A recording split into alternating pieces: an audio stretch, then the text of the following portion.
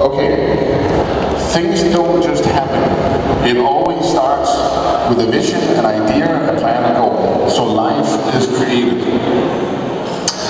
So I made this formula about how a vision is good, but you need to be specific about your process for how you do a vision, set your goal, define what you want to achieve and how you do it. But you also need to freaking work to actually achieve what it is you want to achieve. So you guys are all, in many ways, in the upper class in Kiev. And so when I say class, I don't necessarily mean money or where you live, but you are intellectually in an area where there's so much exciting stuff happening. And you guys are utilizing that and using that. So you are some of the most visionary people in your country and in your city.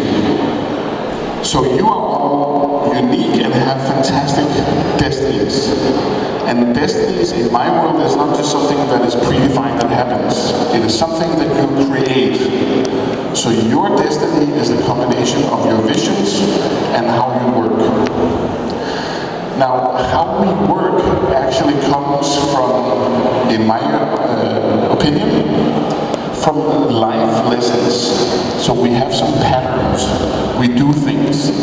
And the reason we do things in a certain way is because someone taught us, or we chose at one point to do it in a certain way. So I want to share with you 3 life lessons that I have had from important people in my life about how to work. And the vision combined with how I work is what actually has created my destiny. So the first life lesson comes from my mother. And this is actually when I was not very old as well. I think I was 6 or 7. And I remember this painful day as well. So I was shopping with my mother. And we were walking along a very long pathway. And we had to walk all the way up to the shopping center. And I think it was about 20 minutes. And it felt like 5 hours, right? My small legs were tired. I was crying like a little baby. I said, Mom, I just cannot walk anymore. I just cannot. And I was crying and she was pulling me and so on. And I remember one thing. She stopped by one of the trees. And then she said, look at that tree over there. Then we make it to that next tree.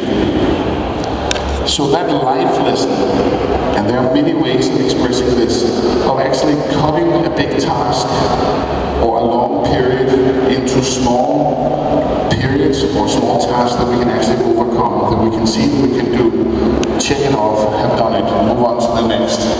So that's my first life lesson. And I call it, you just take one tree at the time. So I told you that I set a goal to actually run a marathon. This is about 4 years ago that I set the goal. And at that point, I was fat. So now I'm not fat anymore, obviously, right? So, but this is actually in Berlin last year. And this is when I had run about 33 kilometers. So anybody that knows anything about running a marathon knows that 33 kilometers is a fucking painful place to be. So this is when you hit the wall or when it becomes really, really difficult to continue. And that is where I took the life lesson from my mother and did one tree at the time. And that's how I completed the one of the 4 major goals I set some years back. So this last picture is what it looks like when you need to pull up the work ethic. Work ethic. So that's actually 1 meter from the goal. And that picture is the symbol for me of anything that I want to do I can achieve. So any of you guys could also run a marathon if you wanted, unless your knees are really bad. So it's just a matter of setting a goal, cutting it into pieces, and then decide to have the vision and the work together. So one of the sayings that works for me is that happiness is not pleasure. So I'm a very lazy person. So I love to lay on the sofa and watch TV, and I do it a lot. So for me, I'm either going full speed or I'm doing nothing at all. pleasure is not happiness. You lie on the sofa for 3 days and your life is worthless. So, but those moments where you actually win, where you have that victory, and win is when you deliver a project on time. A win is when you get the job that you want. Or a win for me at one point was to complete the marathon. Or a win is to raise money for a new company that you want to start. That is happiness. So drinking does not make you happy.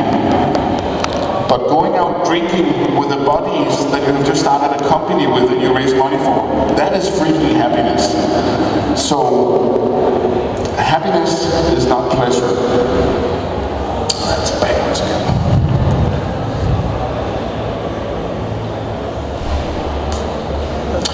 So the next life lesson that has worked tremendously for me is the circle of influence.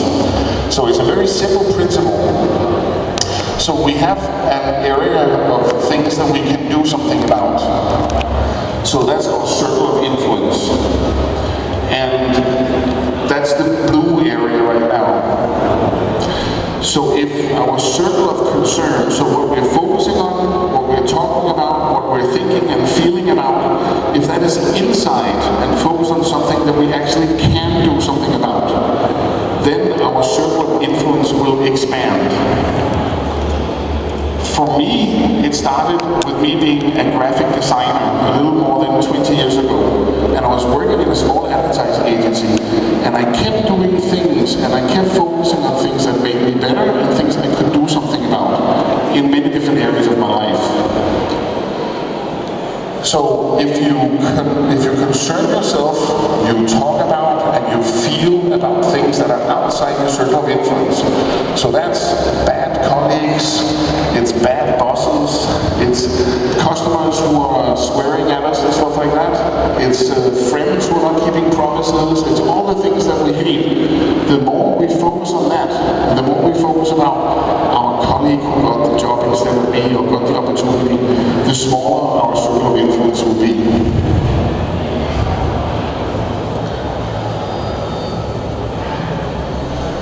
So, focusing on the things that we actually can do about is the second life lesson that I had. The third life lesson I want to share with you came from Stephen Covey, who actually just passed away recently. And he has this matrix about how to prioritize your time. And it is a really, really simple thing. And all of you have probably heard about it or are working using this. But some of the simple things in the world are just the best, and it makes the difference. So obviously, if something is very urgent and very important, we need to do it. That's called firefighting.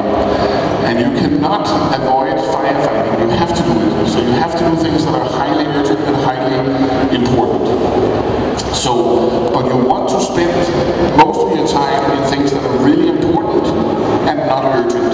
And that is a sign that you're prioritizing correctly, that you're not taking on more work that you actually can't deliver, and that you're working towards your vision in the way that you have planned. So I say that at least 2/3 of your time should be spent on things that are highly important and not urgent. So long-term value that you're creating. So not something that has to be fixed today. And any time you spend on something that is not important and not urgent, you are doing everything you can to not reach your goal or to live up to your potential. So now that was like 3 life lessons that I learned from my mother and a couple of other of my mentors.